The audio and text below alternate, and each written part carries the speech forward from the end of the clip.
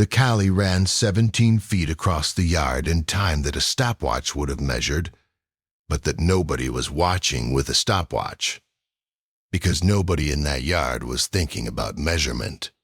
They were thinking about the toddler who had just walked through the gap in the pool gate, and the dog who had gone through the gate before her. Lola was 2 years and 4 months old, and had no opinion about swimming except that she had observed a pool from the outside many times and was interested in closer investigation. The gate latch that morning was not fully engaged. The pool maintenance company had come the previous afternoon, and the latch had not seated correctly when they left, a finding that the property manager confirmed on inspection the following day. The collie's name was Remy. He was 3. He had been bought by Carmen and her husband David specifically because they had read about collies and protective behavior and had decided that any dog in a house with a pool and a toddler should be a dog with documented history of that combination. He had never been tested on it until that morning. Carmen was in the kitchen. She had visual contact with the yard through the kitchen window, which was the standard arrangement. 1 window, 1 angle of coverage, the gap in coverage being the patio behind the grill that was in the blind spot. Lola was in the blind spot when she went through the gate.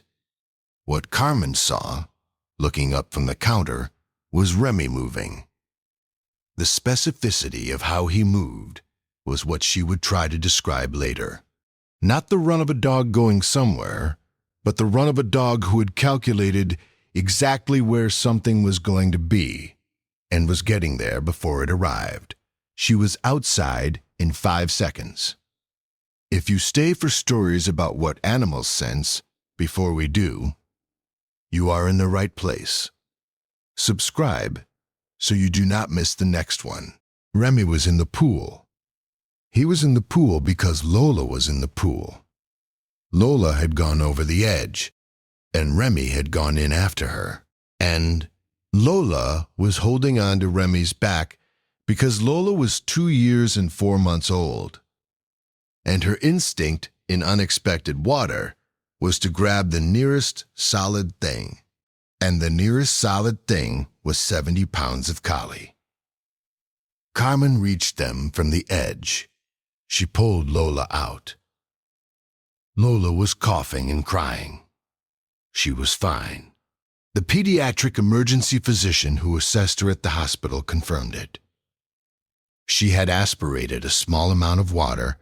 She was coughing because the airway was clearing itself. She would be sore and scared, but fine. Remy climbed out of the pool behind them. He shook himself once and went to sit by the gate, which was still open. The pool service company sent someone to correctly adjust the latch the following day. They also sent a formal apology and offered to install an additional secondary latch. Carmen accepted both. Has your dog ever done something that made no sense until it was the only thing that made sense? Tell us in the comments. These stories deserve to be heard. What she thought about, in the weeks after, was the 17 feet. She had measured it. Not at the time, but when she walked the yard afterward trying to reconstruct the timeline. From where Remy had been sitting to the pool gate was 17 feet. Lola had reached the gate before Remy did. She was through it when he reached it, which meant the gate had been the last moment he could have intercepted her on land. He had gone in. She had read, before getting a collie, about the breed's herding instinct and how it translated to household protective behavior. She had read that working dogs bred for specific functions retained those functions even in domestic settings. That the instinct to gather and protect did not require the specific stimulus of sheep or livestock. That a toddler in an unexpected environment registered to a herding dog as something that needed to be brought back to safe ground.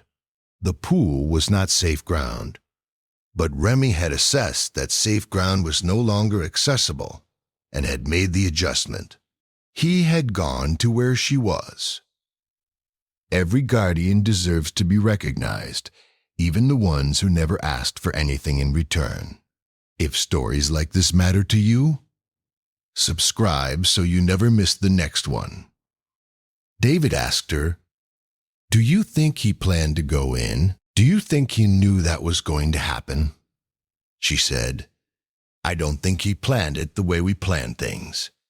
I think he was doing what he has always done, which is to go where she goes and be between her and whatever the problem is." She paused. She said, "The problem was the water. He went in." David said, "That seems right." Lola was back in the yard 2 weeks later with a new pool fence that went around the entire perimeter and a latch system that required two-hand operation at adult height. She had no apparent memory of the water, or if she had memory, she was not carrying it anxiously. She was 2. Remy was in the yard with her. She walked toward the new fence, and he walked with her at his usual 3-foot distance and stood with her at the fence while she looked through it at the pool. She pointed at the water. She looked at Remy. She said something in the language of 2-year-olds that was not a word, but had the intonation of a question. Remy looked at the water for a moment. He turned and looked at her. Carmen was at the window watching. She did not go out. She waited to see what Remy would do. He sat down beside Lola and looked at the pool. He did not try to move her away from the fence. He just sat beside her and looked at what she was looking at. Carmen thought, "He's letting her look. He's just staying close." That was it. That was all he was doing.